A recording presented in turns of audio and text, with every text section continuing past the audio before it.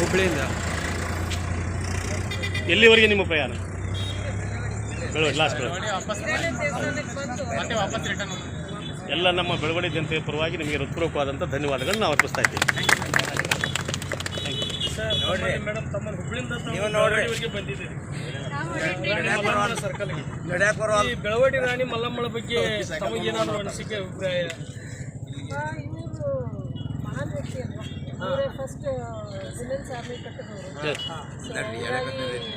ಒಂದು ಮತ್ತೆ ಶಿವಾಜಿ ಮಹಾರಾಜನ ಸೋಲಿಸ್ಕೊಂಡು ಹೀಗಾಗಿ ನಾವು ಕನ್ನಡ ರಾಜ್ಯೋತ್ಸವ ಅಂತ ಇದಕ್ಕೆ ನಾವು ಇವತ್ತು ಸ್ಪೆಷಲಿ ಇಲ್ಲಿ ಬಂದಿದ್ದೀವಿ. ಕಿತ್ತೂರು ಹೋಗಿದ್ದೀವಿ ಭಾಳ ಸರ್. ಸೊ ಇಲ್ಲಿ ಬೆಳವಡಿಗೆ ಬರೋಣ ಅಂತ ಇವತ್ತು ಹುಡ್ಕೊಂಡು ಬಂದಿದ್ದೀವಿ.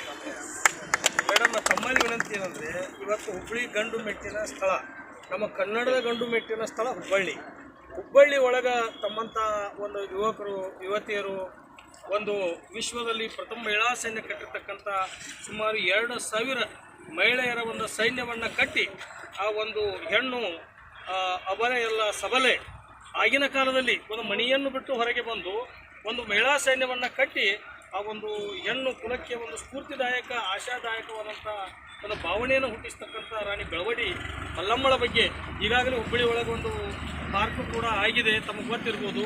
ಅದೇ ರೀತಿ ತಮ್ಮಂಥ ಯುವಕರ ಮುಂದೆ ಬಂದು ಹುಬ್ಬಳ್ಳಿ ಅಂತ ಆ ಒಂದು ಸ್ಥಳದೊಳಗೆ ರಾಣಿ ಬೆಳವಡಿ ಮಲ್ಲಮ್ಮಳ ಬಗ್ಗೆ ಒಂದು ವಿಶೇಷ ಜಾಗೃತಿ ಇರ್ಬೋದು, ಗಲ್ಲಿಗಳಿಗೆ ಹೆಸರನ್ನು ಇಡ್ಬೋದು.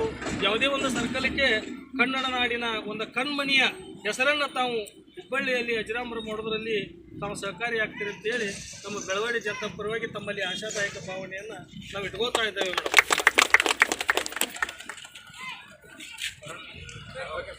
Thank you. ನಿಮ್ಮ ಹೆಸರು ಅಂತ ಹೇಳ್ರಿ. ನಿಮ್ಮ ಹೆಸರು ಹೇಳ್ರಿ ಮೇಡಮ್. ನಾನು ಸುಷಮಾ ಹಿರೇಮಠ್ ಅಂತ, ಇಂಜಿನಿಯರ್. Water sir.